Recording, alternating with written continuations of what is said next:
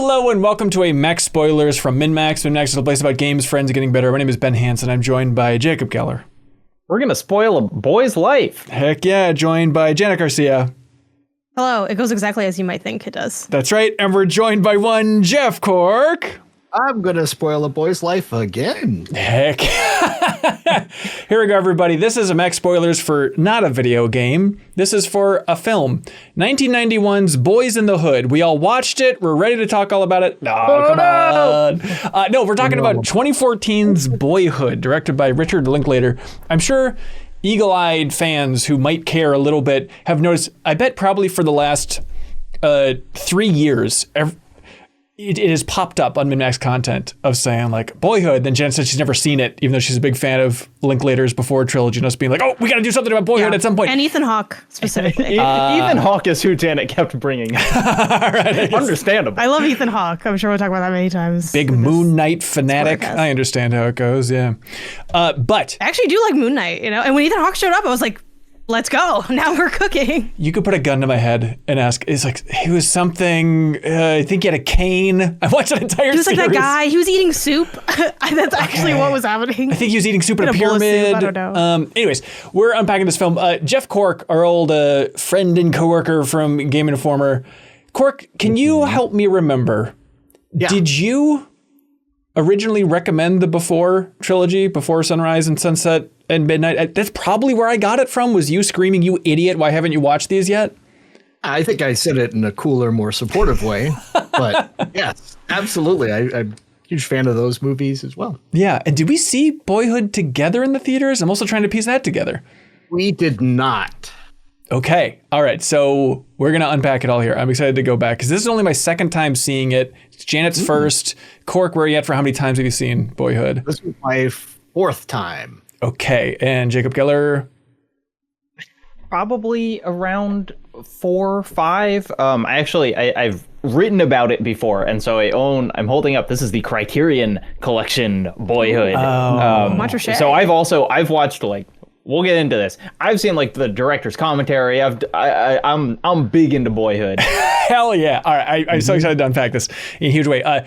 If you enjoy this, if at any moment during this discussion, if you're watching this, you think, God, I'm glad that MinnMax is doing this. I didn't think I wanted a spoiler cast for 2014's Boyhood, but I'm glad this exists. I'm glad I'm absorbing it into my bloodstream at this moment.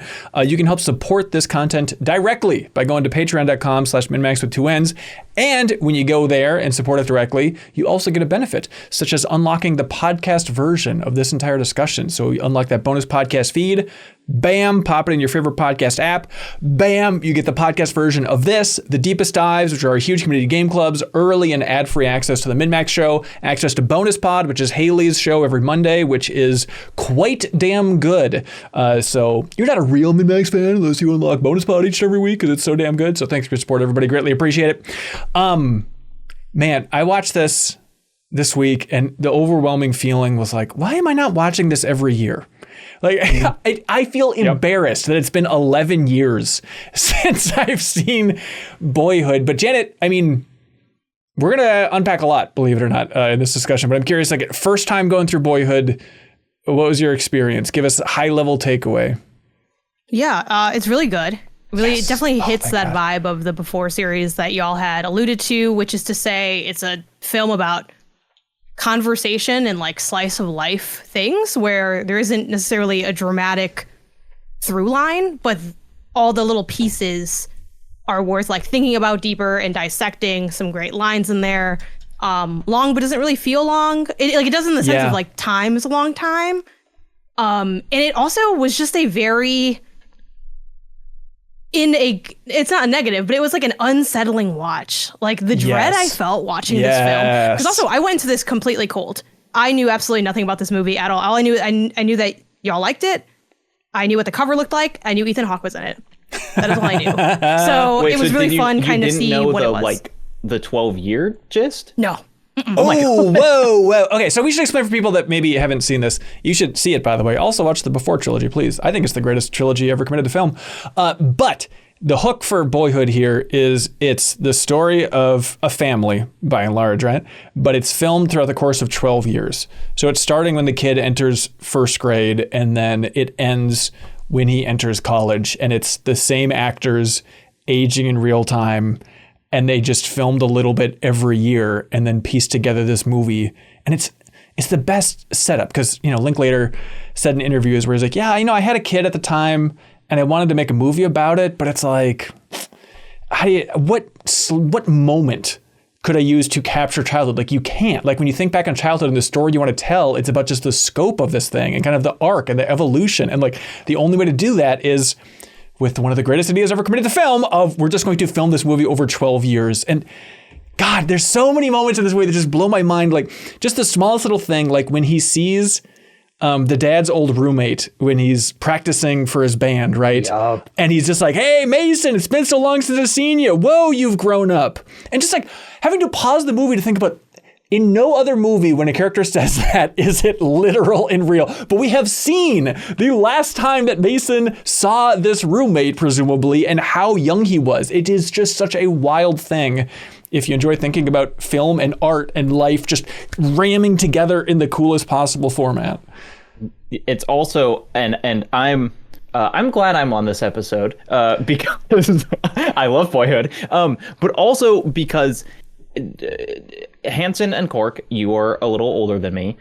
Janet, we are the same age, but you are a woman and presumably had a slightly different life than this. But like, I am almost exactly the same age as Eller Coltrane. Oh, yeah. And so like, this is like the moments that character was hitting in his life with the age he was is exactly where I was. Like he was like the same age that I was when I went to that midnight Harry Potter book release, and like the same age that I was when I was going down the street on Razor scooters listening to Soulja Boy. Like it's like one for one. And yeah. It is really kind of bizarre to see this like mirror version of my life. And is it kind of sad? Yeah, it feels like you're watching your own life happen in a way. Oh yeah. And that's also kind of unsettling. Much so. And I think what's weird about being an adult watching this film is it feels like you're watching, especially if you're like our age, Jacob, where it's like you're watching your life, but you're also watching someone else's life. But you're also kind of thinking of the parent, like you relate to the kid and the parent because you're also old enough to be more in that parent range of adulthood.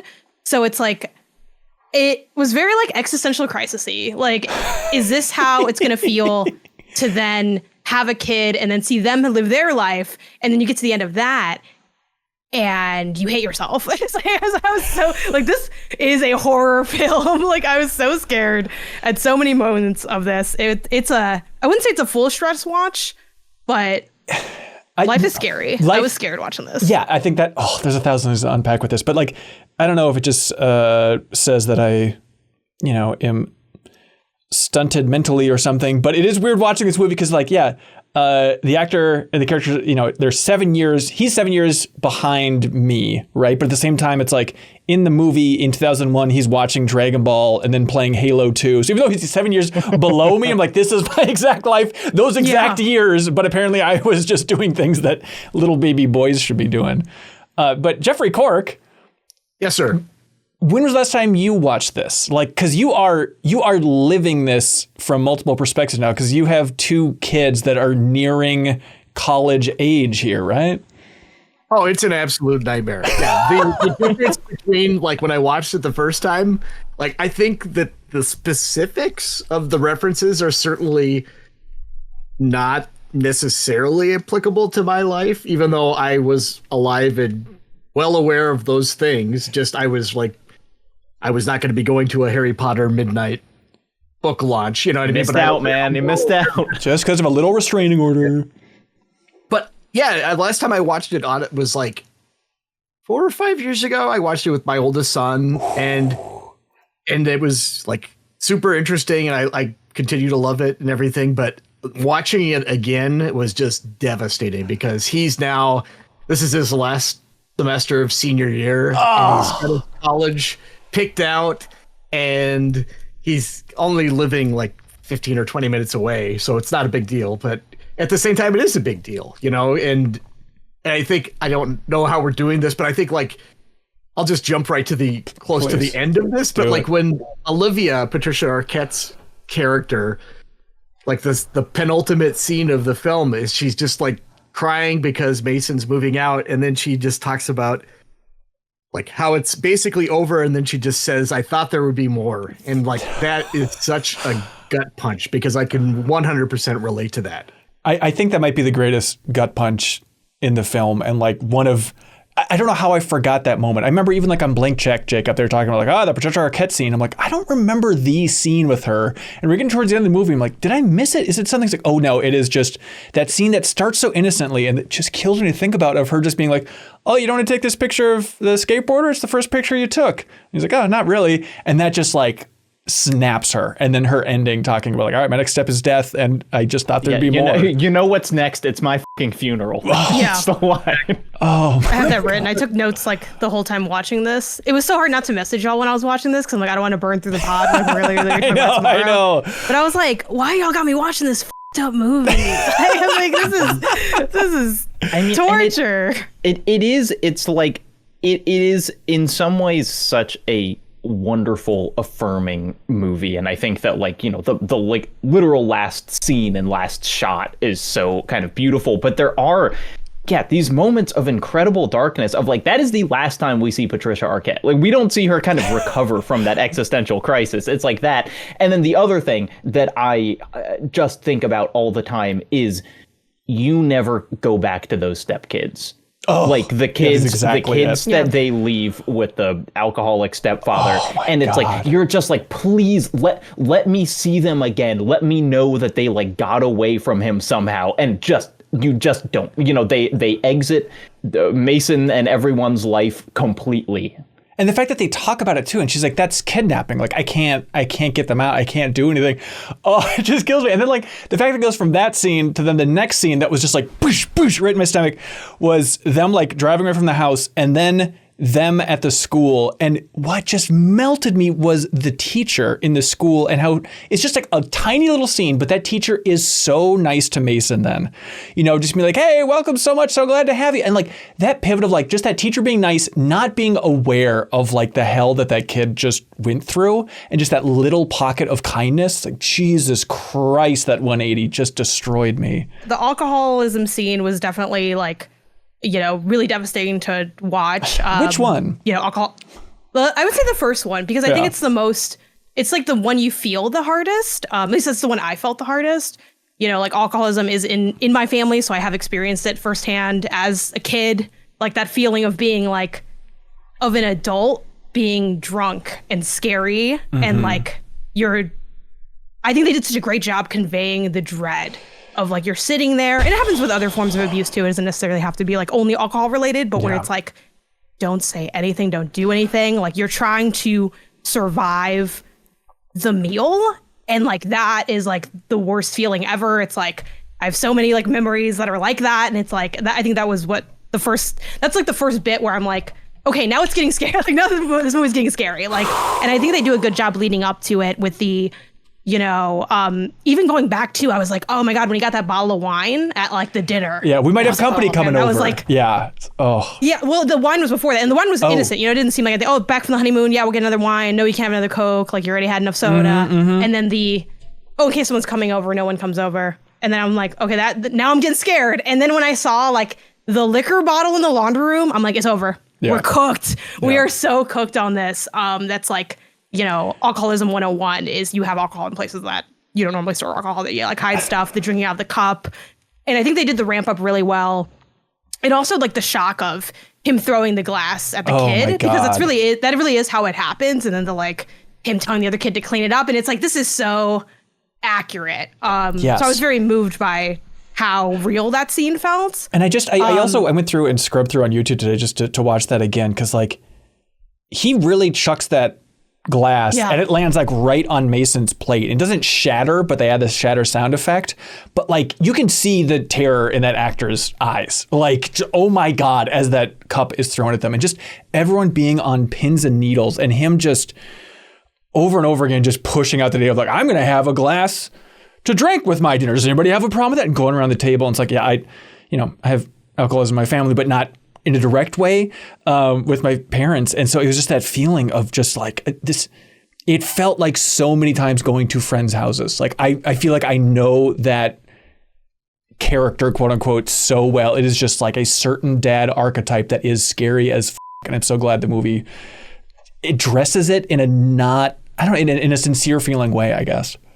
The debrief with the kids too is incredible, because that's also like how it's like where, you know, you're so young, but it's like all you have, it's your team of people. So that debrief, like I have a note in my phone where I was like, when he started going through the kids' phones, I was like, this is some diabolical work. I was just, it was, yeah. This is the one where he's like, I trust you, I don't need to look, right? With the one kid's phone. Ugh, goddamn. Yeah. Man, what a scary guy. Did a great job of just showing alcoholism in various forms too, because like the stepfather, the second one, who's like former soldier, now he's a corrections officer. He's more of the sitting there brooding, not really getting super aggro, but there's this underlying sense of menace and tension in those encounters where you're just like, this is going to escalate and it's going to be gross. And Mason has already seen how bad it can get. Yep. And then alcohol just throughout the entire movie, you know, I mean, it's kind of like a undercurrent, you know, like a lot of the drinking party with the kids hanging out at that abandoned area, which I thought that someone was going to get killed or hurt, which is something great because there's these moments that you feel like they could escalate in a lesser movie.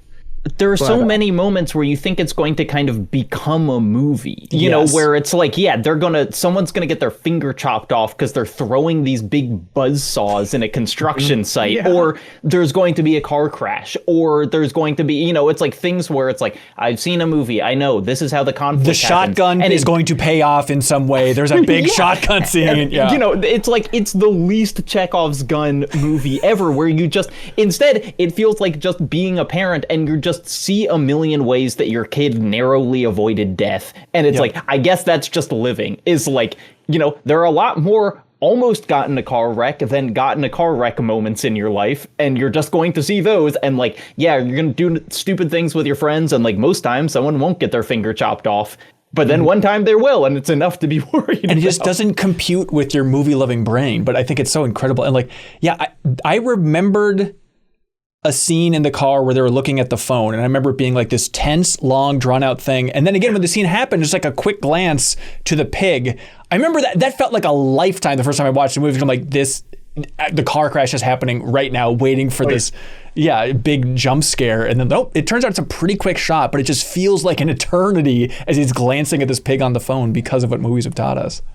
It's interesting to bring up the first alcoholic stepfather, because I think it's my least favorite part of the movie, not because it's poorly acted or done in any way, but because, and Linklater has talked about this, it's like the early parts of the movie just kind of have to have more plot because the kid has less like internally going on. And then as the movie goes on, it basically becomes more before trilogy Totally. Where it's like, okay, the kid is 16, him having a conversation can just be a scene now, and he like couldn't quite pull that off at 10. And so it's like the movie has such an interesting trajectory towards it, where at the beginning it is like there are events happening and we see Mason reacting to those events. And then by the end, you're just in these really kind of smooth scenes transitioning between each other where they're not really about anything, but just seeing people living their lives and like having internal lives is now rich enough to drive it on its own.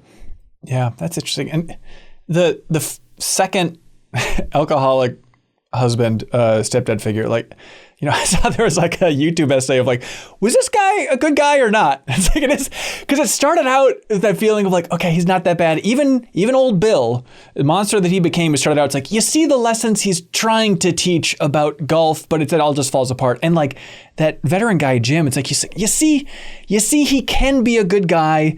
It feels like he's on the right track for so long. But the scene that killed me again was, I think it's when Mason sits down at the table and he has like painted fingernails. and he starts giving him like a little bit of crap, like, oh, you're bringing a purse to school.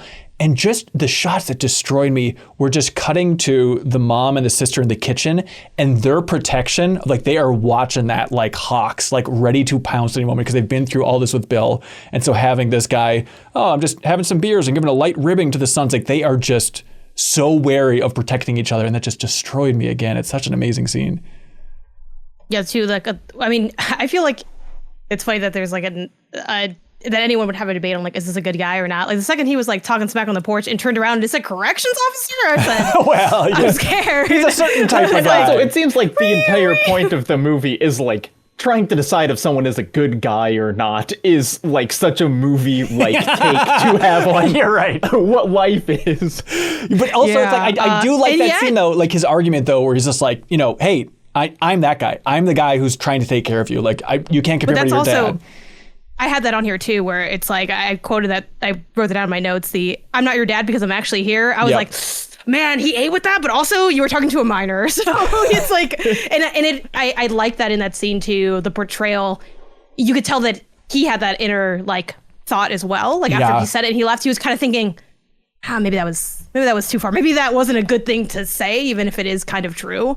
I could be reading entirely too much into this, but like, when he first is talking to Olivia at the party, he's talking about his time in the service overseas and how his unit tried to get to know the people and respect them and everything. And then fast forward, he is in corrections, which is kind of the polar opposite, I would assume. I mean, I've never been a corrections officer, so who knows? But it just seems like that is the exact opposite. It kind of more of the scenario where the people that followed his unit f***ed it up by just being hard asses, And, yeah, so or him telling the story of how he was in Afghanistan or wherever he was deployed versus what we see of him and then being like, maybe you weren't actually so cool over there. Maybe those people weren't so glad to have you around. Right. And I love just the subtlety of the movie too, of how it moves along. He makes the reference to like, this is my house. And then that scene then with the mom talking about like, oh, I think I'm going to sell my house. And it's like, okay, just like trying to be like, okay, that guy is out of the picture at this point. She got the house, got it. And it's so amazing that like, if you told somebody, hey, there's a movie about, this entire kid's childhood, it's amazing how many of like the big beats they don't really lean into, or I guess they're just subtle about it. Like you could say like, oh, when he lost his virginity, but it's like, there's a scene of them kind of sleeping in that dorm. It might be implied that was kind of it, but we're not going to make like a big dramatic scene out of really anything. I don't know. I was thinking about it too much this morning about like, which scenes were chosen? Is there some logic to it? Maybe it's like, these are the moments that this guy will remember on his deathbed about his childhood. It's just like certain key moments, not exactly the biggest, most dramatic things, but just a collection of memories that he'll have forever. It's just a teacher talking to him, There's an essay in the Criterion collection by Jonathan Lethem, and he brings up that moment at the end where Patricia Arquette is like naming things about Mason's life. Yes. And she's like, that time we thought you were dyslexic, the time. And it's like, it would have been so easy for the movie to like name 5 things that had happened previously in the movie. And the fact that it doesn't do that is like, yeah, we have seen 12 snippets of Mason's life.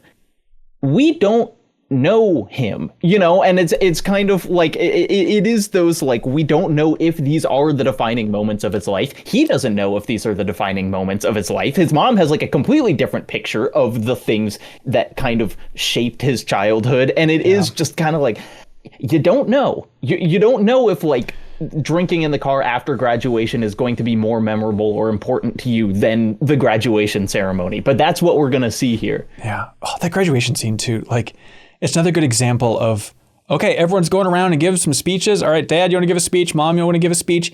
And I felt, again, that feeling of just, this is going to be, one of them's really going to blow it. It's going to be some big dramatic meltdown or something like that. And it's like, no, they just go around and everybody gives realistic, just fine speeches. And there's subtext you can read into all of them, but it's not going to be the big meltdown scene. And even, the sister Where she says something super quick. What does she say again? Good luck. Yeah, good luck. Yeah. Right. Again, I went down a rabbit hole of reading like Reddit threads about this movie, and there's a whole thread about like, okay, what's wrong with the sister?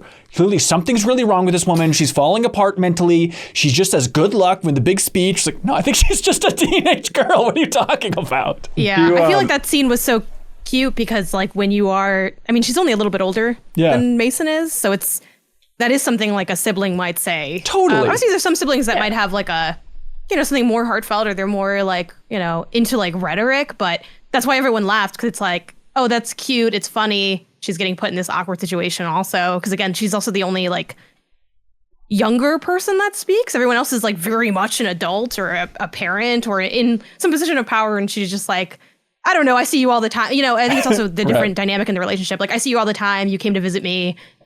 This is whatever, it's another Tuesday. I think also too, and this is what's interesting about, not being, for me, I'm not like in the parent realm, like I'm not a parent, but the difference between seeing someone change and like being in the change, like it doesn't feel as dramatic to grow up, but I think it feels really dramatic to watch someone grow up, which is why this movie felt so emotional, even when nothing emotional was directly happening, because just the jumping through time felt like, almost, it was like the trauma of growing up. Just the fact that you have to age and go through these life progressions feels intense, even though it's really on a day-to-day basis, it's gradual, it's another Tuesday. Yeah, we shouldn't have this perspective on life, but because of technology, we're able to see this thing that just kind of short circuits your brain and emotions. Can we talk behind the scenes a little about the sister Samantha? Yeah, of course. Because one, Lorelai Linklater, Richard Linklater's daughter, she's famous for her laser eyes, right? Yes. Great stuff. She wanted to be in the movie when it was beginning, and then apparently as a teen kind of lost interest in it and asked Richard Linklater, can you just kill my character? And he was like, no, it is not that kind of movie. But you do see, it's like, it works that it's like, she's not in as many scenes as it goes on, but it's like, yeah, also she's like an adult. She's going to college. Like, she wouldn't be in as many parts of his life. And so it totally works. Yeah, and she's so important to that first half too. I feel like there were so many scenes where it's like, I can't really tell if he's aging, but I can see it in her before I can really see it in him. And so it's such a nice, I don't know, time measurement just to have both of their changes there. But their relationship is just the best too. It is so consistent throughout and so funny. That's why the good luck, and then when they're with the dad, Ethan Hawke, and the stick in the mud joke is just like such a terrible, like, it's just such a dumb sibling thing, It's perfect. I have an insensitive question, perhaps. So I was trying to figure this out, because even my wife was like, I don't understand what's going on with these kids. So Lorelai Linklater was born in Mexico. Am I reading into it where it feels like there's like a racial difference between those kids? Oh, like in the lore of the movie? Both. Is this not a read up for everybody else of just like, is her skin significantly darker? Is there some mystery to the family? Light to me. Yeah. Yeah. I'm thinking now, when at Mason's graduation party, the uncle, there's that conversation and they make it seem like one mistake and then point to Mason. Right. When the older sister would have been the mistake. I thought about that too, but it was like the mistake for the breakup sex, use protection for breakup sex. So it's like, maybe that was the mistake, was like the breaking up is why Mason's there. Yeah. Yeah. I think it's, I noticed that they like don't look super similar, but I was willing to go with it. I feel like we should talk about Ethan Hawke to play Janet for a second. It's like big dad in all of. I take out my book on Ethan Hawke. I just think it is like the movie pulls off such an amazing transition of like, he is legitimately kind of an asshole at the beginning and becomes a decent guy by the end, and it really, there is no more moment where he's like, I gotta turn my life around. Like, it is just like, it just took 12 years. He just needed to kind of grow up and be in a relationship with someone else, kind of to like Patricia Arquette's probably righteous annoyance, but just kind of like, it just feels so genuine that like neither him at the beginning nor him at the end feel forced in any way, but they are very, very different characters. You know, he is so different at the beginning than he is at the end. And then he even has that line too, like, oh, your mom might like me now that I'm all domesticated and castrated or whatever his stupid line is at the end, right? But yeah. It and the way it she starts just couldn't wait 12 years for me to get it together. She's always doubting me. But that's what I also love too is, especially that conversation they have briefly in the kitchen, but the fact that there's no moment of like Patricia Arquette being like, oh, what a great guy. Like, it just seems like he burned bridges, that guy, like, we'll be cordial, but like, we're not going back on this 1 inch. And I love that. It's so unique for this type of movie, I feel like, just to be like, nope, we're separate forever. Is he a good guy or a bad guy? I'm not. Well, he mentions Obi-Wan. Yeah, so I guess when he's he like a pulled Jedi. that McCain sign out the yard, I said, this is a good guy. I'll be honest. It's so, God, and it's so Richard Linklater to do that. This is, God, okay. More like filming things. I was telling Annie, I was like, I'm legitimately nervous for this recording because there's so many things that I want to talk about that we're like not going to get to. But like when they're doing that political campaigning, we don't know exactly when it was shot. Did they know Obama was going to win? Like, you know, was it like actual in the campaign? And they keep, there are so many, especially early on, so many intentional shots of like TVs and news and like, these are the stories that are happening right now of just kind of being like, we don't know if this story is going to be important in 12 years, but we're guessing that this is probably going to be something that you will remember, you know, and it's like the political issues around like, you know, Bush in office and then like the Obama-McCain election and whatever, just it is thinking about them being in real time saying what will date this in a good way, you know, like what should we show now, because in 12 years this will seem weird that this was a thing, but still be subtle about it. Like, thank God it doesn't have the big, you know, 2009 flash on the screen or something about that. Or even like, I'm thinking of like Maestro. Did you ever see Maestro? But they have like the most... I'm reining it in. That's all I know. Okay, they have the most obnoxious scene of just trying to set the year where it's, what is that composer's name? Why am I forgetting? Maestro Man. I'm sorry, I can't help. Leonard Bernstein. You know what? Never mind. It's too long of a walk to explain it. But they have really obnoxious like timestamps for like, we're in this year now because he's listening to this song in the car from REM where they mentioned Leonard Bernstein. And it's just, it feels subtle enough where you can kind of ease it in. But like that, yeah, it's that conversation with Ethan Hawke talking about Bush and complaining about Bush just as the nice timestamp of like, okay, this dad's really going to force this down their throats. And also, Cork, I don't know if you also have this feeling at this point, but there's something funny about really railing against Bush in retrospect. I don't know what it is, like, correct. And at the same time, it's like there's something just kind of funny and comical about people really being bent out of shape with the Iraq War. What is that? Do you know what I'm talking about? Jacob, you know what I mean? No. Half a million people. I guess I'm saying it's correct, but there's something just funny about seeing it in retrospect where it's just like, what? I think I don't agree, but I wonder if what you're trying to get at is just the element that at the time, if you had that stance at the time and had it very vigorously, you did kind of get this perception of being like a hippie.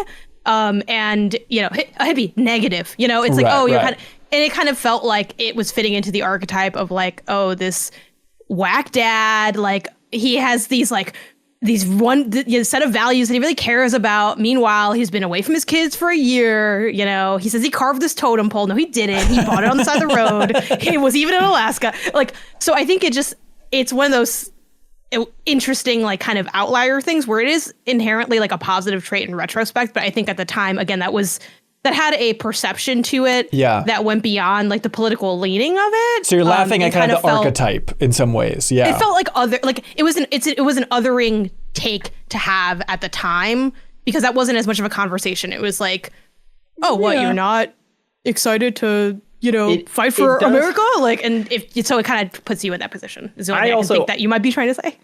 I think it's funny just because it feels like they didn't tell Ethan Hawke the cameras were rolling. Like, I believe that that's just the conversation that Ethan Hawke would have had with like two children, because it does seem kind of like who Ethan Hawke is today. Well, they said that the one improvised line that's in there, or the main one is when they're on the camping trip, and it's like, you think they're ever going to make new Star Wars movies? Which back in 2014, like that news was hot off the presses that they were making new Star Wars movies. So I remember that was like a dork monumental moment. It's like, they're talking about new Star Wars, but they don't know new Star Wars is coming yet.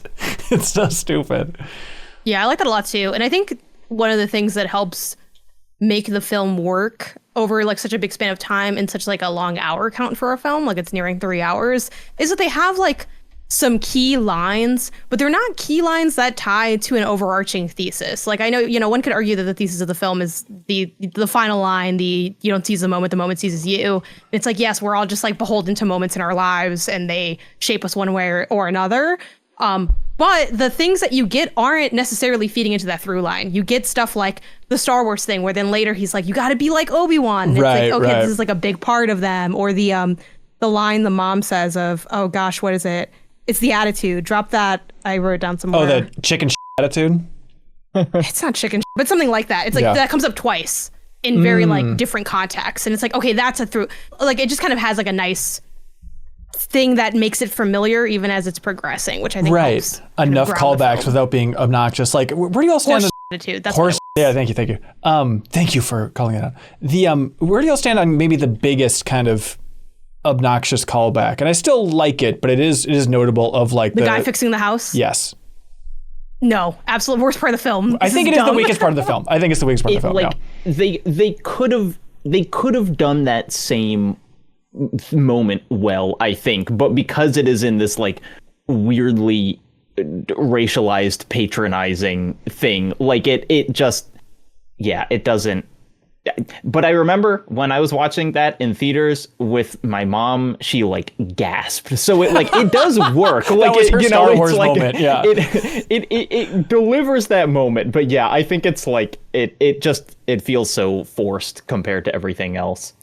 Cor, can you help me verbalize this thought I had? There's so many moments where Ethan Hawke in this character is doing the guy/dad thing of like, no, you don't understand. You need to understand this. You need to understand the Beatles' Black Album, or like, you need to understand what's amazing about Roger Clemens as a baseball player, right?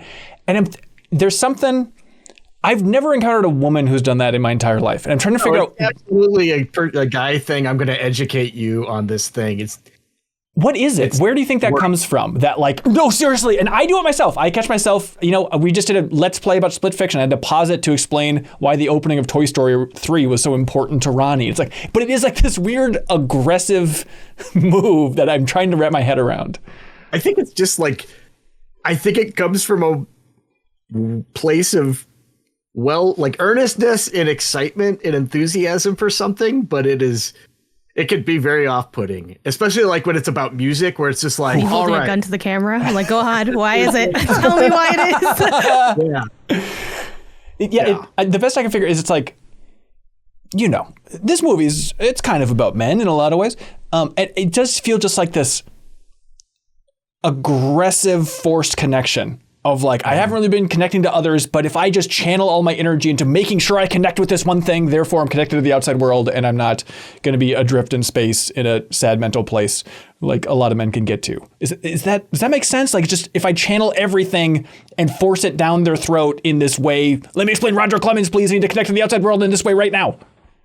Maybe it's also like trying to compensate for not having been there for all the moments. So there's like a feeling that he really wants to make the moments that he does have with his children matter.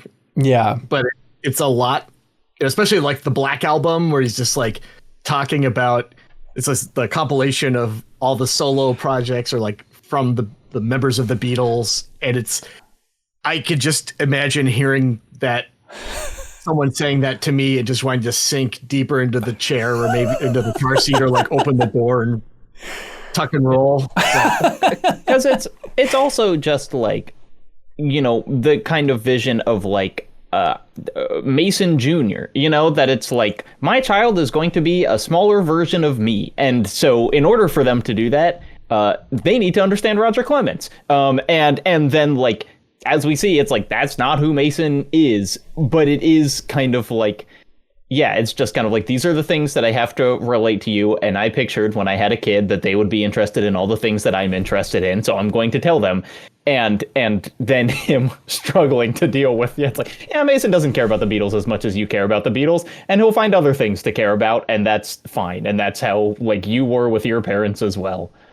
Yeah, I think I did take a picture of that scene in the car, not the Beatles one. There was a separate scene where he's talking about a song. I forget which song it is, but he's like, listen to this. It's like classic country. It's the Pink Floyd song. I actually just added the album to my It's a Wilco song thing. The Wish You Were Here song, I think. I thought they played that on the guitar. Somebody else was playing that at the house party, okay. Wish You Were Here. But it's a Wilco Whatever. song? It was a song. Some song in the car. And he was doing that same thing. Which, funnily enough, I was on like TikTok earlier today and saw a clip of a dad doing that to his daughter with a different song. So, yeah, I don't really know what that is. I enjoyed hearing you guys speak about what you think it might be. I do think the Roger Clemens bit, though, is a little bit more, it's kind of required for like watching sports, like always having someone kind of fill you in on stuff. Because I feel like not everyone does. If you happen to know something, you're kind of like filling in ancillary knowledge to contextualize what's happening. It's like, oh yeah, that guy's really good. Oh, did you know he's from here? Now, does he do it a little bit more aggressively? Yeah, because he's also in that kind of parent role. But I give a pass to the sports aspect, because it's like, if you've never seen the game, if you're just jumping in cold for funsies, you don't know really what you're looking at. Also, it's like baseball is so boring, so you gotta talk about that, because it's like the idea of baseball is you sit in a chair and nothing happens until, and like one of the best scenes in this, it's like they just snuck in that game with like a camera. It's not like it was like a set full of extras. Yes. So like when they hit that like grand slam, like that is real, and you see the actors react to it in real time, and it is another one of those just like, I can't believe they just caught this moment on camera. Yep, on film, so it's not like they can just roll cheaply forever. And it's like, this is a pretty cheap movie. They said they got like a couple $100,000 per year to film for a couple days, But so I think maybe the peak moment of the Ethan Hawke like forcing the dad connection is that scene in the car of like pulling the car over, like, nope, this is not the way we're going to talk to each other. We are going to actually verbalize how we're feeling.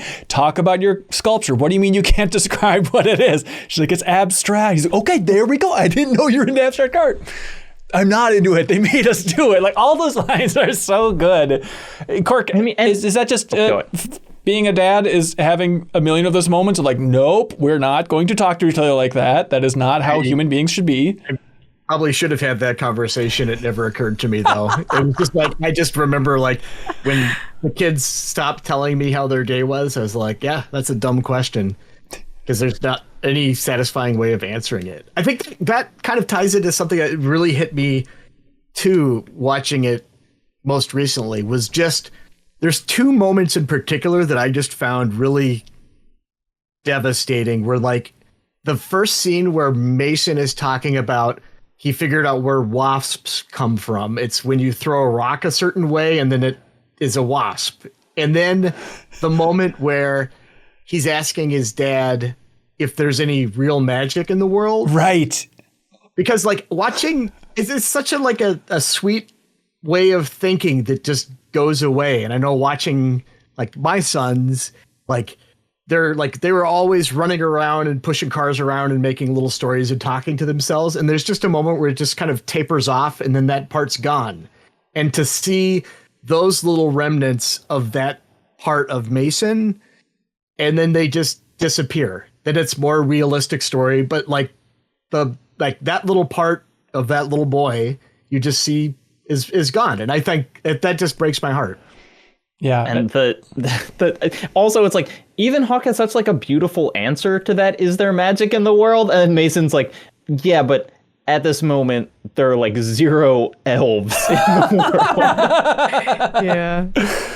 Oh, yeah. I mean, Quark, not to put you on blast too much in a positive way, but I was thinking about your kids a lot while watching this movie, just thinking like, God, you are in it. You are in that moment right now. And Facebook, for all it's good and bad, I feel like I see glimpses of your kids because of your wife posting on Facebook. And every time I see your kids, I'm like, God, they seem so cool. Like, it was like a picture of like your oldest kid, like went to New York with a bunch of friends. I was like, God, I want that group of friends. It looks like it's such a cool group of friends to go to New York with or whatever the hell.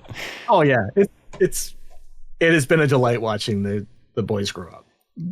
But you do have those moments though of just realizing they're not being as open as they were in the past. If it's not a matter of how was your day, but just you feel them kind of withdrawing a little bit, and that's got to be super frustrating. Like there will be like when I used to pick Miles up from preschool, during the entirety of a 40-minute drive, he would just say like, who would win in a fight, Hulk or Spider-Man? And then you'd barely start going into the answer. Then he'd be like, okay, the Hulk or the Thing.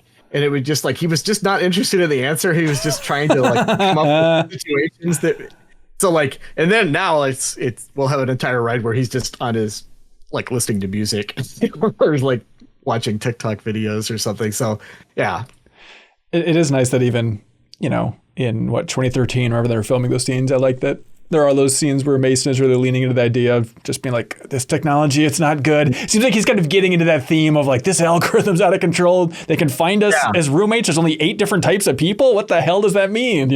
Exactly. He wants to go back to the days of like ogling the Sears catalog with his buddy underneath the tree.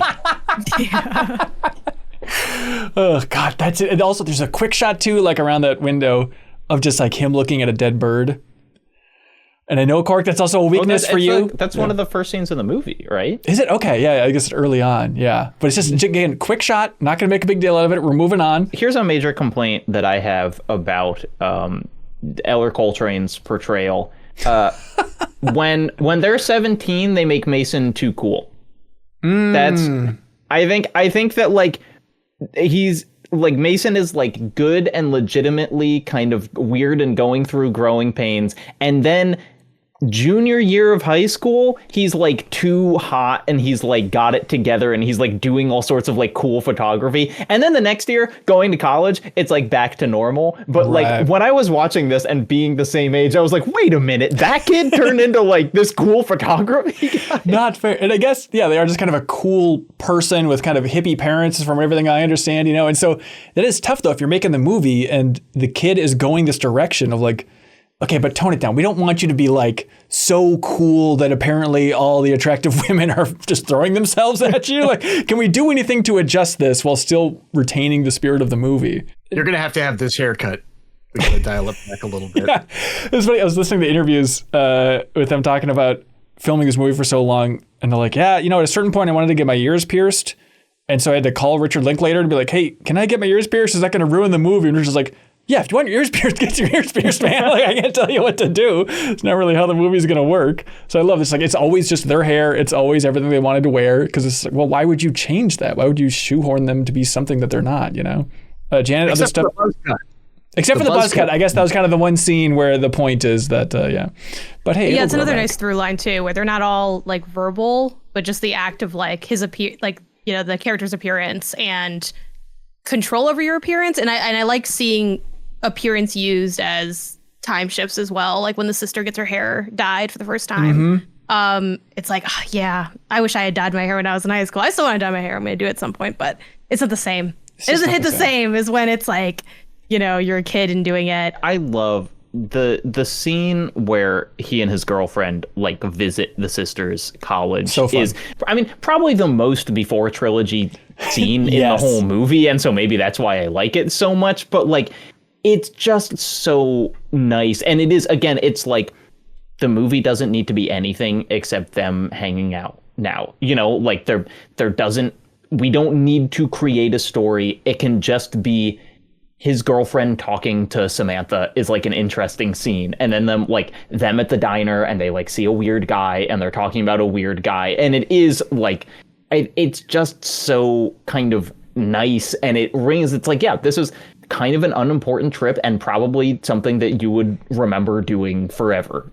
Just this little trip without your parents to see your sister at college. Oh, and the conversation about like, this is what our default lives are going to be like moving forward. It's like, God, I remember that. What a weird time. Absolutely. Early on, like we were talking about gut punches. One of mine was the mom saying, I was somebody's daughter, then I was somebody's mother. I was like, damn, she really just had like nothing. No shade to having a family, which obviously she is, very much portrayed as really caring about her kids and that being like her whole world and everything. But it's like, yeah, sometimes you just don't get to have aspects of growing up.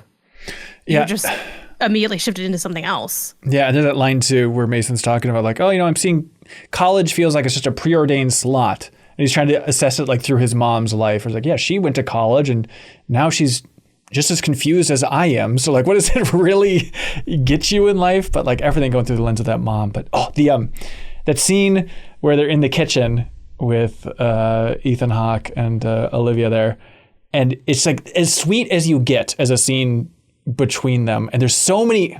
I love just the little pockets of realizing the tension and everything they've gone through together, of just, the mom being like, get in this picture, Mason Sr., I'm feeling generous. Or then they have the talk and then she walks away and he talks to his new wife. She's kind of like, she's a like just that whole conversation, right?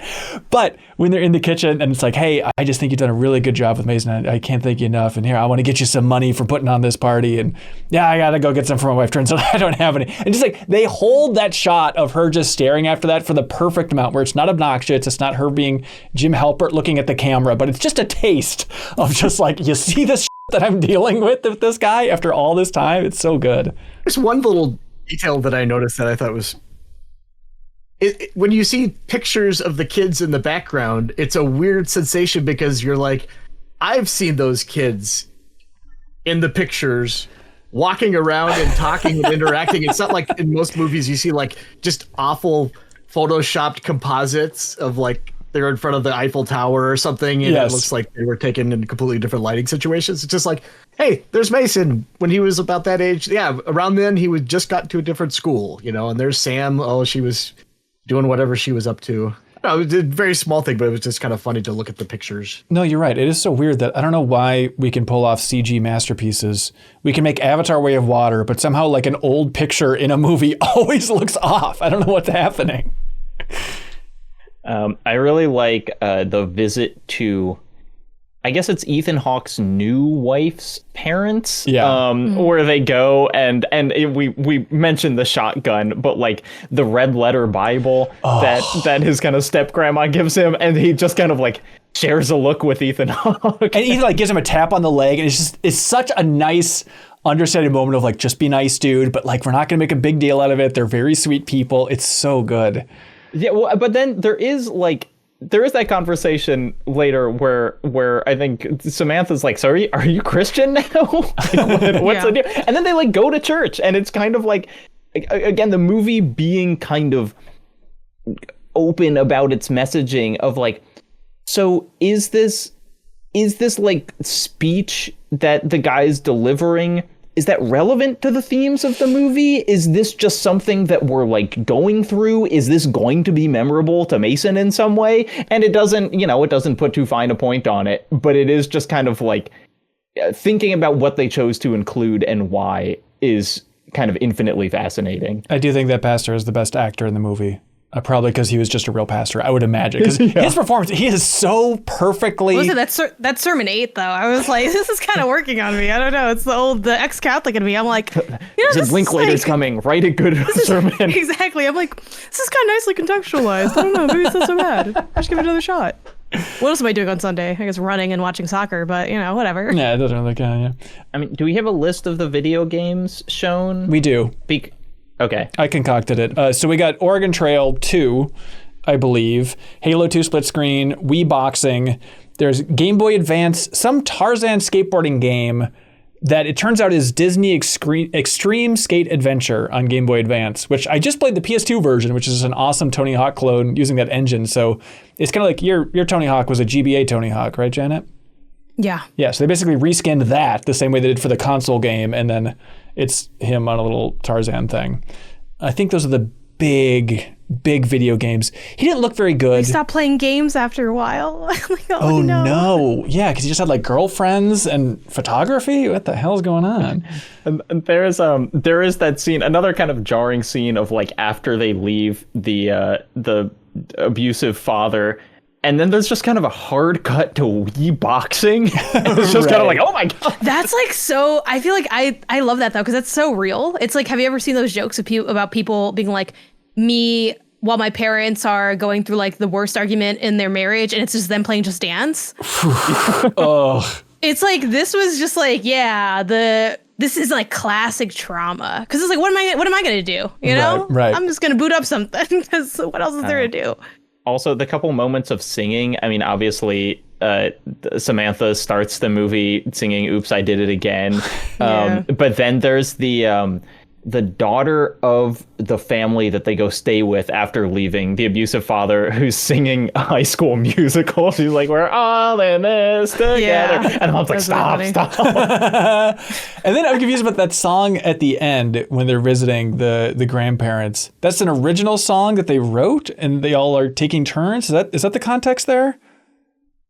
Yeah, I believe so. Okay. Yeah, it makes some line about like, oh, it's the first audience ever for the song or something. And it's like, oh, that's a nice, again, just quick vantage point at kind of the sweetness of this family as a unit, that they wrote a song and they're all taking turns singing it to the grandparents sitting politely with a shotgun and a Bible. Yeah. But they didn't show Ethan Hawke playing the recording of that and explaining why that song is good. Oh God, that scene early on when he takes him out bowling. And he's like, they had French fries. And also that line too, where he's like, hey, you guys like presents? And like my wife literally goes, oh, like she's just cringing so hard at just him in the early phase of the movie, just like blowing it. Like, oh, I can drop him off. It's like, no, dude, you gotta change. So Janet, you don't think he went to Alaska? You're a doubting Thomas when it comes to the Alaska voyage altogether? Of course. Okay. Yeah, I'm shocked that Dad even came back. I'm like, I knew he has to come back because he's Ethan Hawke. So it's like one of those things where the actor clout spoils the movie. I'm like, he's probably going to be around in this film, but yeah, maybe he did. Maybe he didn't. Also, maybe he was there, but not as long as he says he was there. It's like, were you in Alaska for a year, or were you there and then you got fired and then you just kind of dicked around for a while? Right. He is 100% the kind of guy who goes to Alaska after abandoning his family. And This is coming from somebody who was born and raised in Alaska, so you're allowed to say that. Oh, yeah. Just a classic dirtbag guy that you suddenly is your coworker at a grocery store and you're like, what's your deal? And doesn't like to talk about it so much, then you find out he has kids. Yeah.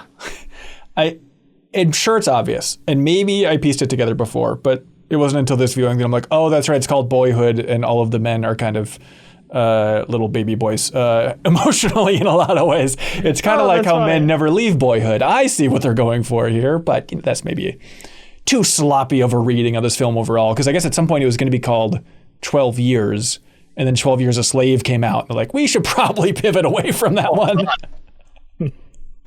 For the better. Yeah. I love the scenes at the restaurant that he's working when he's the dishwasher. Oh my God. And they're like they're eating the food off of like the people's plates and whatever, and then you have the two lines with the coworker that you'll remember forever, where she's like, I won't kiss you, and she's walking away, and she's like, I will blow you though. And it's just kind of like, that's just like a weird coworker that you'd have that 10 years later, you'd think, wait, did someone say that to me? It's exactly it. Just like the perfect flirtatious little conversation. Like, oh my God. And the thing that kills me then is the manager coming up talking about like, we're going to see if you're fry cook material or whatever. But then when that scene ends and he's just walking out, he just silently like points at another one of the workers in the restaurant on his way out the door. And it's like, okay, just good old manager things. But I was even reading around online of people being like worried about that manager guy. Like, is this guy secretly a creep? What's going on? He's kind of talking about the mom at a certain point, talking about how attractive she is. And it's like,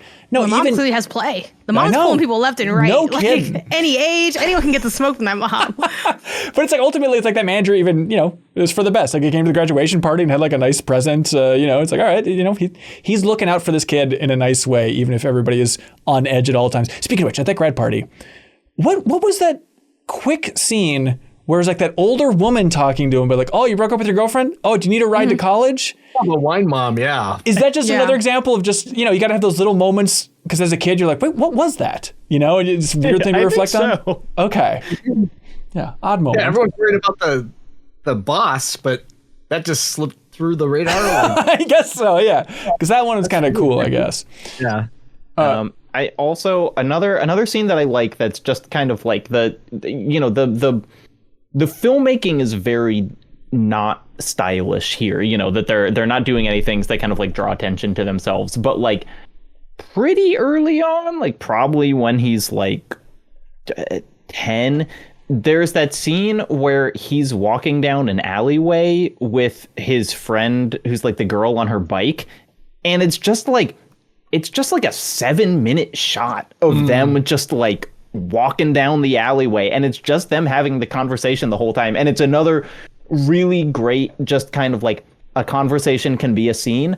It does not have to be about something important. It doesn't have to like lead back to anything in the movie. It's just kind of like hearing this girl who we will never meet again talking about like what's going on with her friends at school is like interesting enough. And also the, you know, like the movie is confident enough to be like, yeah, we can give these kids a oneer that lasts for like a long time and just let them carry it.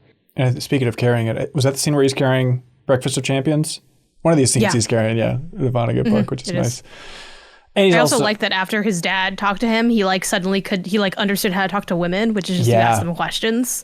So it's like all his conversations after that were so much better than they were before. He also is older, so you know it's kind of like a combo there. But yeah, I love that line. He knows how to ask questions. Yeah, he goes, ask her questions and listen, and you'll be light years ahead of everybody else. It's like that's great, simple dad advice. It's true. Yeah. There's one of his mom's students who I just think of as Hat Girl. You like think is going to be like a character, because remember she like goes into his room and is like asking about like graffiti. I was really stressed about that. I was like, why are you in this little boy's room? But it's like, yeah, but turns out that's the other professor, because that wine mom's like works at the college, right? Doesn't she? I guess there's a different character, but when they're having just like a bunch of people. Yeah, right. But the first person I was afraid of was Hat Girl, and then I was like, oh no, it turns out it's just a regular conversation that just happens to be like, you know, they probably were just talking and was like, oh, like I made this. It's not weird. Yeah. Also, there are many times where I'm like, is it gonna get weird? Oh yeah. Patricia Arquette first marries her professor and then marries her student. That is something that happens, both of which I would describe as inappropriate. I also noted that. I was like, okay. Yeah, I was like, this guy was a red flag from the moment that he was with his student. That I'm like, and she's getting with her. And it's funny seeing them have like, they love an age gap relationship. These parents love age gaps. She's with this older guy. She's with the younger guy. He's with the younger girl. Like, I don't know. There's no one their age that is also divorced, I guess. I don't know. Speaking of couples, the fun fact I didn't realize till right now, I was reading an old interview with Lorelai Linklater, but she said that the hula hoop girl in Austin, that was Eller's girlfriend in real life at the time. And throughout the entire movie, they kind of seed their real life boyfriends and girlfriends throughout it. Because like, yeah, if I'm filming this thing, it's like, yeah, we can probably find a spot for you in the background or something. Absolutely. That's interesting. I did notice her. List of things that I didn't like. The bully scene in the bathroom. Oh God. I really hate it. I was never bullied in a big way, but I don't know if I've ever seen bullying in a film feel like this feels genuine. Everything is just like this cartoon after school special nonsense of like, hey, you it always feels wrong. It feels off and insincere, you know? Yeah, my experience with that was always, it came out of nowhere. There was not build up to it. It was just a horrifying moment that you weren't expecting, and that there wasn't. I know that bullying is supposed to be all about power and everything, but my bullies were never like into it for the love of the game. Like they didn't like plant the seed and like, we know how you get home and all that kind of stuff. It was just like, oh, suddenly I'm being dragged down the hallway by someone much larger than me. Right. They probably think it's kind of funny at the end. Yeah. But to make it this big dramatic, like, yeah, I'll see you at the flagpole. It's like, no, what is going on here? I was glad that moment led to absolutely nothing. And we never saw like the bully being like at a gas station and being like, I'm sorry. I grew a lot. Right. Premium or unleaded? What do you want? I do like the girlfriend later on, which, how does Ethan Hawke's character describe her? Like she wasn't deep enough of a person for you. It was kind of his summary in retrospect after they fall apart. But it's funny that Ethan Hawke is like becomes a much better dad, always kind of casually misogynist, you know, like never actually seems good. He tells Mason to ask questions, which is a good advice, but it's like never really respectful. It just kind of gets better at talking to people. I mean, especially because in that scene he's like Sheila, whatever the hell her name was, basically. Yeah. But I love that in their argument as they're breaking up on the stands there, she has a line where she just says, "Grow up, Mason." Which I think, if you've been making this movie for like 11 years at that point, it's like, we got to have a line in there, obviously, where somebody tells him to grow up and you get to literally watch it. So good. Ethan Hawke's character, definitely I mean, I guess there's more ways to be aggressively misogynist, so I suppose I would have to label it as casual. But I'll take that cap off for a second to say that I really enjoyed when he said, "I'm sick to death of her," because I thought that was so funny. Yeah, and at the end of the day, it's I don't know. I guess it's weird being in that circumstance where it's like you're obviously still a parent, like you're always a parent, but then you kind of have like this like friend layer of like, well, you also had this breakup, so obviously you're not going to like hype up this girl too much, but then also you need to acknowledge that like for him this does matter, and like it doesn't matter because you're old, right. But when you're a kid you don't know, and you always think that like maybe you'll be different, and there are enough examples of some people where it's like they were with their person forever, so you're like, well, I thought that was going to be me. And an adult is like, that was stupid that you thought that. But it's like, you'll never understand that was stupid until you're so old that it doesn't matter to you anymore. Which was like another big thing that stuck out to me in the movie where I think it was in that scene, he had this line that said something along the lines of, as you get older, like you don't feel as much anymore. Oh, you get older and you don't feel as much. And then I also wrote a note to self, wait, is that happening to me? Because I got bad news. I'm like, is carrying less not actually, like, I never really thought of it that way, but like it's so true. Like stuff doesn't hit you in the same way, and it's like, oh my god, are we slowly dying internally before our bodies give out? Like this movie was a lot to take in. Jeff Cork, true or false?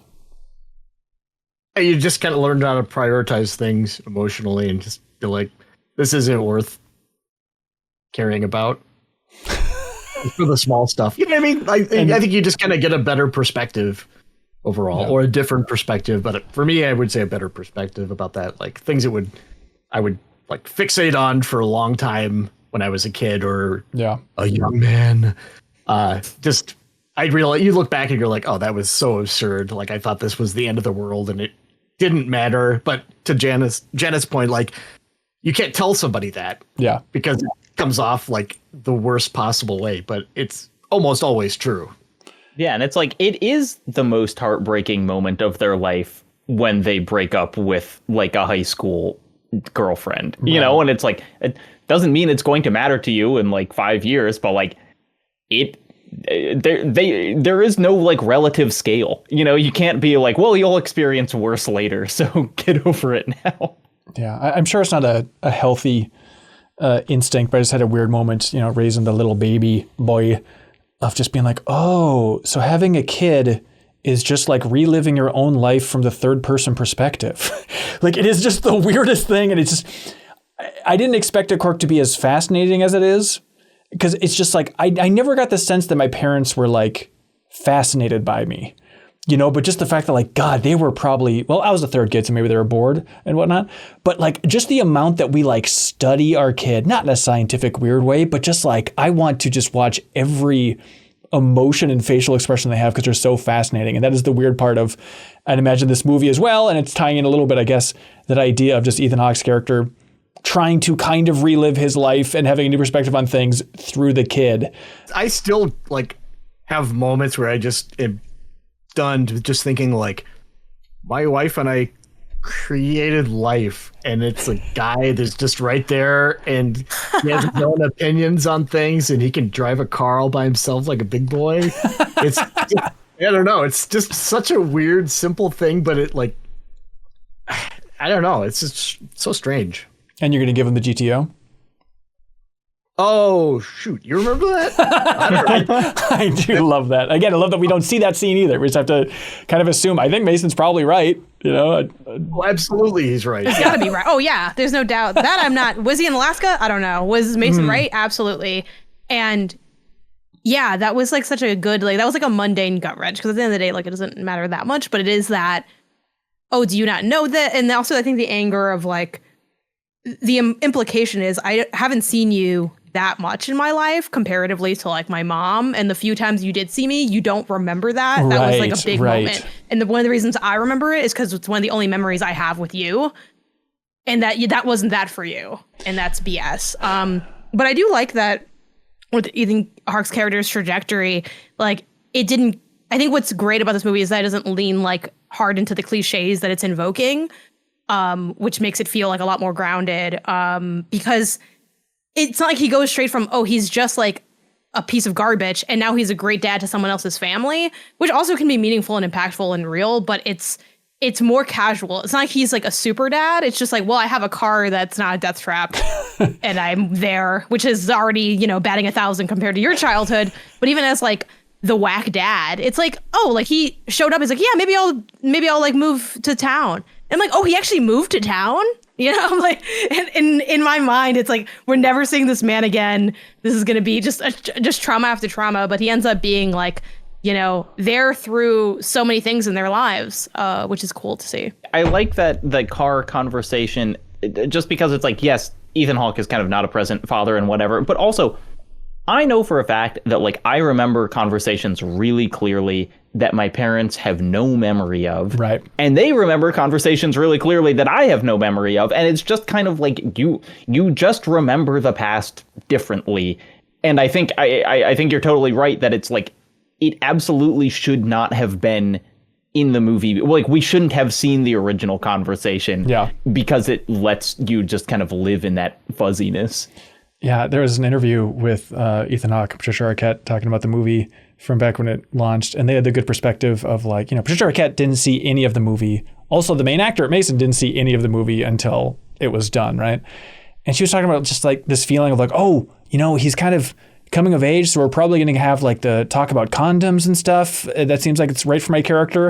And then Linklater had to be like, nope, sorry. Actually, Ethan Hawke's character gets to do that. She's like, oh God. And she just had no idea like what the other side of the fence was doing. And they talked about like how profound it was to then watch the movie and get to see everything that the quote unquote other parent was doing in their lives. And they're like, I just wish that real divorced couples could have this.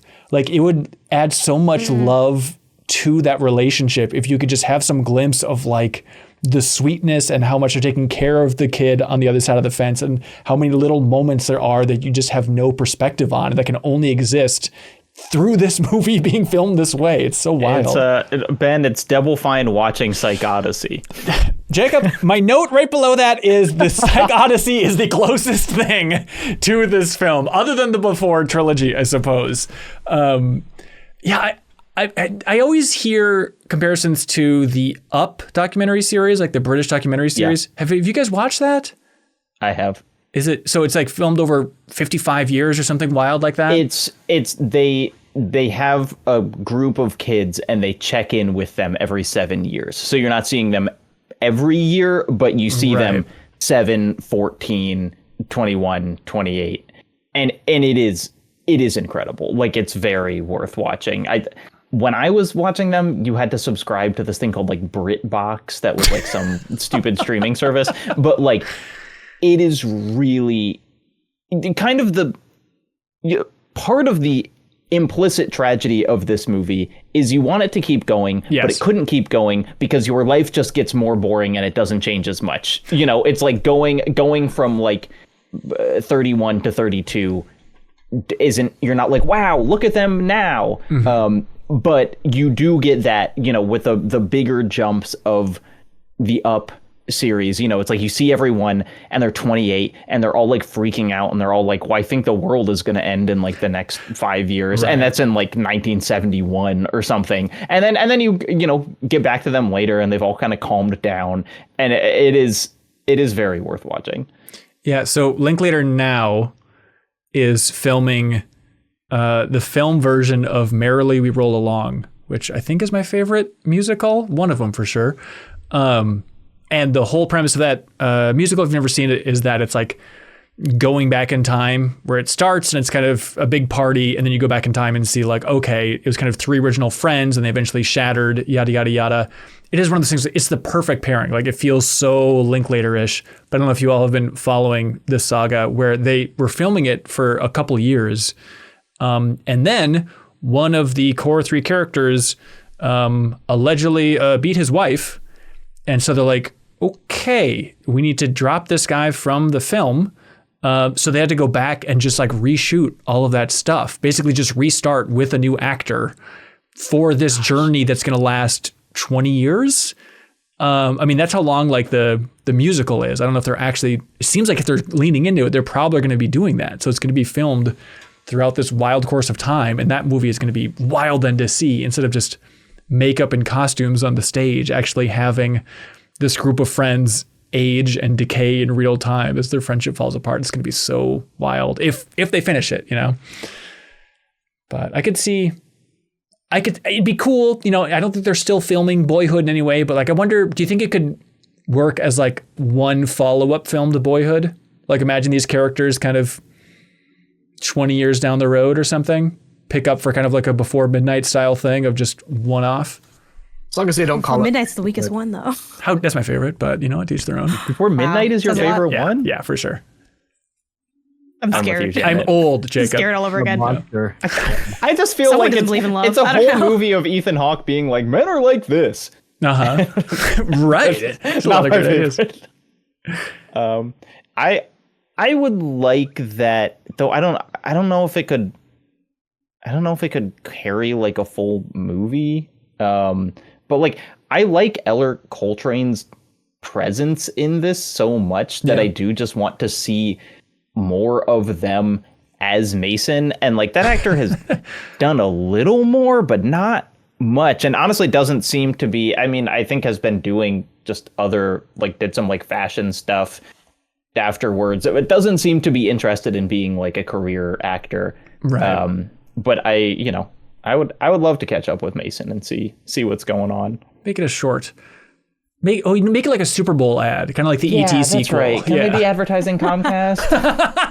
Yeah, when I thought of Boyhood, I said, this would be a great ad. Oh, Christ. Cork, you had a zinger about what the sequel film should be called? No, I don't remember that at all. Okay, I'm sure it's really good. Manhood. Yeah. Don't call it Ew. that. Yuck. They really lucked out, I will say. Oh my God, yeah. This movie, just by, like, we knew that Patricia Arquette and Ethan Hawke are great actors.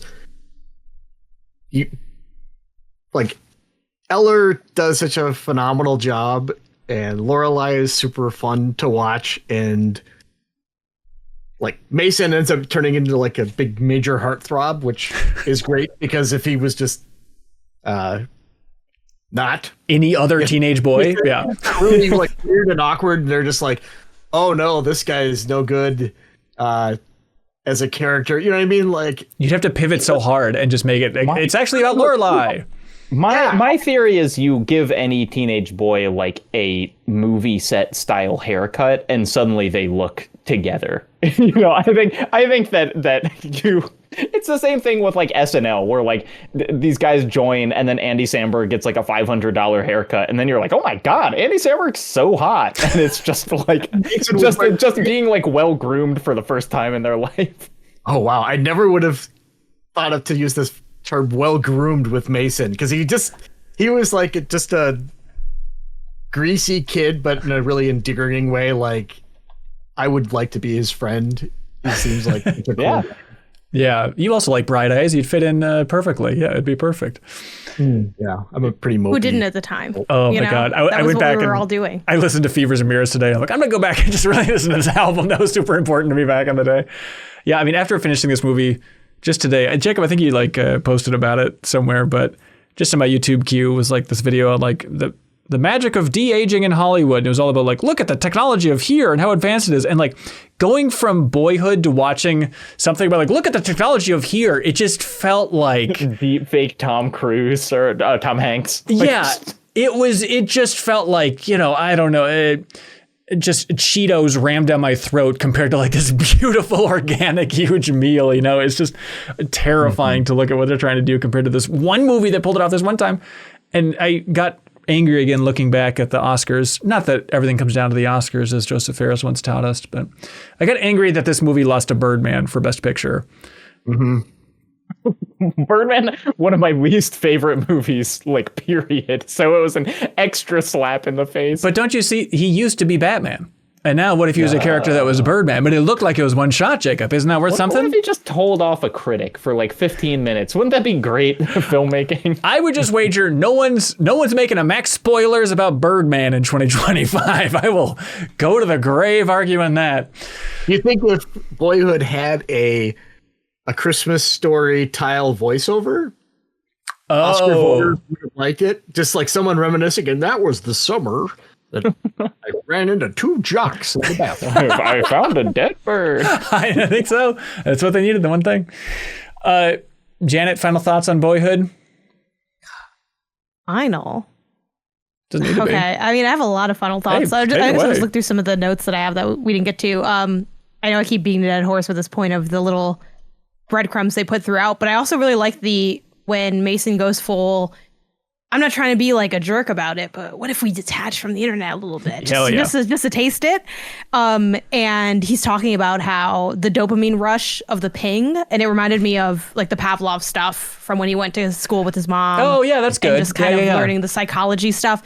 So again, they're not all just like, and we repeated a line we said an hour ago, and you're like, ooh, which I'm kind of a sucker for that too, frankly. But I liked these as sort of added touches. Another note I had, I put me sees an iPod, starts cheering, seeing like the little iPod in the speaker. I was like, this was community. This was our culture.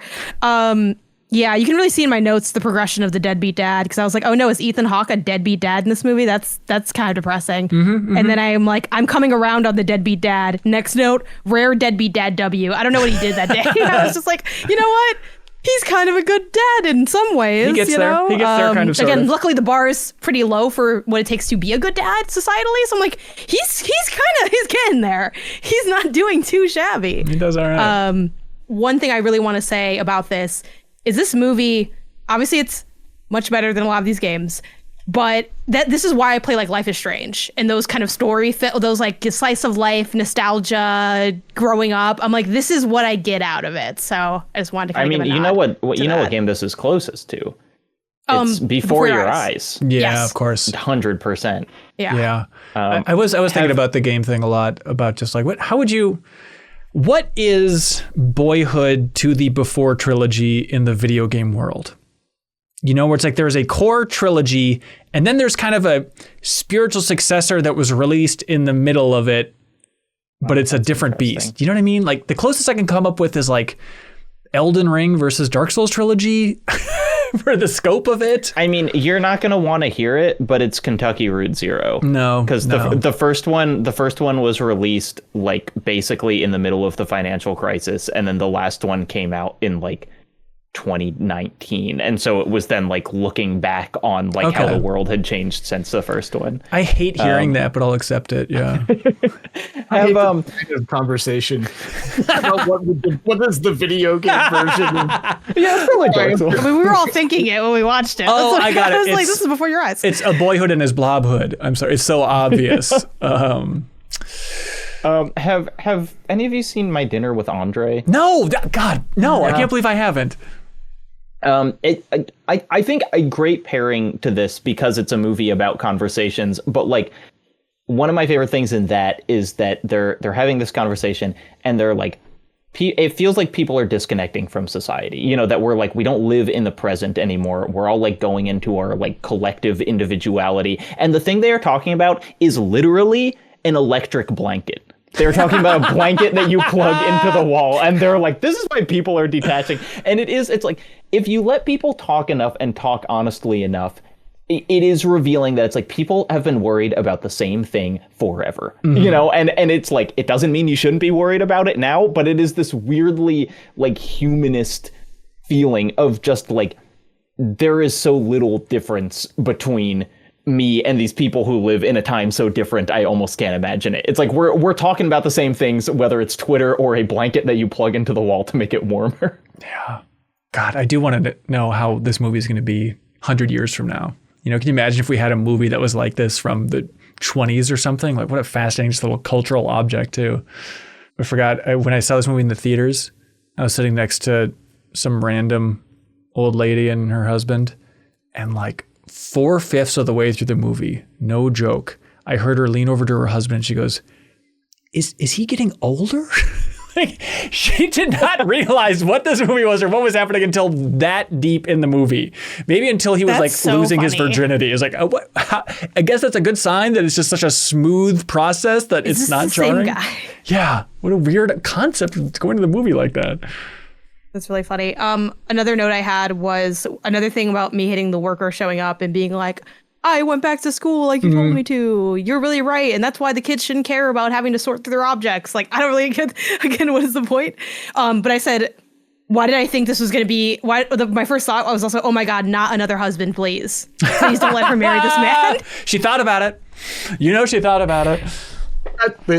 But Olivia's response to that guy who it clearly had an impact on him. She was just about as icy as you could get with that kind of a response. I know that she was in the middle of a fairly heated conversation with her kids, but it wasn't like, oh my God, like I'm used to Midwesterners like standing up and hugging the person and saying, oh my God, I'm so proud of you. She's just like, yeah. Cool. Right. Yeah. Free food. Okay. Yeah. Cool. Hey, yeah. I mean, to the point of, it seems like she just doesn't remember that, right? Do you think she's just lying when she's like, oh, yeah, okay. Like, it does seem so quietly understated. Yeah.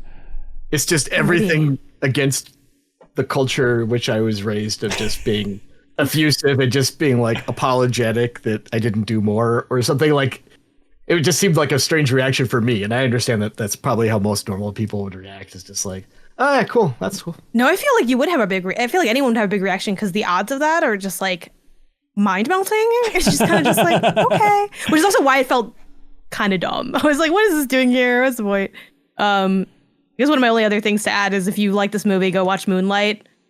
Yeah, also about Boyhood and growing absolutely. up.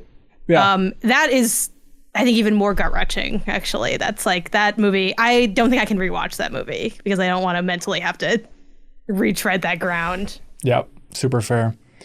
I like when his voice dropped. I think it was on the camping trip where suddenly it was like, whoa, okay, completely different. We have hit the moment. But like, I think the first shot you really notice it is like a big, clearly 80-yard scene, right? Where they added the dialogue later. It's like, I wonder if his voice had dropped when they recorded this or the 80-yard to try and even it out. Like, what is that process like? But that's a huge impact when that moment comes through. It was as jarring as that shot from when they go from the dark room with the photography to then cutting to all the kids on the IMAX with a bunch of blue screens. Like, I didn't even have a fancy TV that I was watching this on, but it was still like, oh my God, my eyes are bleeding from that transition. It's so abrupt. His roommate in college seemed really cool. Wish we got to see more of him. Yeah, what an actor. Dalton. Yep, a temperature raiser, as they'd say on Blank Check there, Jacob. Yeah, he really does it. Shout out to the... When he's like, hey, have you gone to the Rocks? He's like, yeah, I went there once when I was a kid. And you're like, I was there too. You went with your dad. It was cool. You guys like jumped in the water with your skivvies. I like when Mason is talking to his girlfriend and he explains that, quote, words are stupid. I think that's a good teenager line. You just can't express. So many like lines like that where you're just like, this is a young person realizing things for the first time. And it's like, made me shiver a little bit, but it's like, yeah, this is just a universal experience. You're like opening up to someone, and then there's the whole like, I've never felt this comfortable with someone before, you know, I'm really opening up. Like, oh God. I remember like you always talked about for Before Sunrise, if people would be like, oh, that movie's pretentious and the dialogue. It's like, yeah, they're in their young 20s trying to impress each other. Of course they're going to be pretentious. Of course Ethan Hawke is out over his skis a little bit with the conversations, obviously. I feel like a classic Linklater move of having Mason get the silver medal in the photography contest. You know, that's School of Rock. That's like, well, you can't win. You can't get first. Let's be realistic about it, yeah. And then didn't he do the Bad News Bears remake as well, where they also don't win at the end? I don't know. I haven't seen any version of Bad News Bears ever, but I'm pretty sure Linklater did the remake of it at a certain point. Yeah, it hit me. It hit me so hard. Now hitting from both sides, it was a really pincer movement of emotions in a fun way going through this movie again. So, thanks for renting it from the library, Janet. Yeah, shout out to the library. Also, DVD worked super smoothly. Every now and then, you get one that's a little scratchy. You end up having to rent it from YouTube. Not this time. I was bummed there was no like additional features in it, so that I could like. Jacob, I dreamed about like having a like poll of like, I watched this bonus thing, but then like they just got scene selected options. Like it ain't nothing in this DVD. I watched, one of the interviews I watched behind the scenes is Ethan Hawke. He's like, yeah, you never know how movies are going to turn out when you're in it. And then he's like, then we watched this one and we're like, oh, thank God that work of art we spent 12 years on was good. Where then Ethan Hawke, I think goes so far where he's like, yeah, this is the only movie where I'm convinced that like, if you don't like Boyhood, I just think you're an asshole. It's like, all right, yeah, there might be something to that. It's wrestling with so much. It's probably one of my 5 favorite movies. Like it really is. And again, it is just like this weird, like there are a lot of, it's about like a white middle class family, so that it is like, it is more relatable to me than to everyone else in some ways, and I like get that, but it's like literally I will just like never have this experience with a piece of art again, where it's just like as one-to-one as something could be, even though like my parents aren't divorced and obviously other things were changed, but just like that the weird mirror of this movie is something that I've never had happen before. Yeah. I love it so much. Yeah. I just think it's one of those things I don't want to watch it too often, because I like going into it with new eyes every time. It's like a song that I really like, where you've done that, where you just like listen to it on repeat and it just has lost all of its impact. Right. Yeah, I think it's just a really wonderful film. And I think that you will experience it differently as your little one grows older. Yeah. I'm really excited to hear your thoughts in about 12 years. Tell me what you think of The Road. That's another one where, as a parent, your relationship will change with that. Okay. Tell me what you think of The Last of Us. Oh, I get it now. Honestly, yeah, Ben goes through all dad media over the course of What do you think of Interstellar? Oh, yeah. They're basically the same, if we're being honest here. But I did watch Interstellar on a flight not too long ago, and it frickin' leveled me, of course. But yeah, looking forward to playing God of War 2018 all over again and really understanding all this stuff for the first time. It turns out it's a poignant field to hoe. That's a bad expression, but you get the idea. Boyhood, everybody, and a slow cat transition from Jacob. Thanks, everybody, for sticking with us. Thanks for everybody who unlocked the podcast version of this and all of our other content at patreon.com/MinnMax with 2 N's. Jump in at any tier. Or you can jump in at that $5 tier and above and unlock that bonus podcast feed where there's a ton of goodies. I'd argue, God, do you think it's thousands of hours at this point? Maybe not. Hundreds and hundreds of hours of content in that bonus podcast feed. So thanks for making this entire thing possible. Thanks for supporting an outlet that lets us do oddball things like watching a movie from 2014 every once in a while. We appreciate it. All right, that's it. Until next time, life is just a series of moments that sees you. Next up, it's your fucking funeral. Did you know that you can double the amount of MinnMax podcasts you listen to every single week right in your favorite podcast app? All you have to do is go to patreon.com/MinnMax with 2 N's, jump in at that $5 tier, and then you're good to go. You have the podcast version of The Deepest Dive, Max Spoilers, MinnMax interviews, weekly access to Bonus Pod, which is our Patreon exclusive podcast. It's very good. And early and ad-free versions of the MinnMax Show podcast every single week. There's a ton of content in there, and it's a way to directly support what we do here at MinnMax.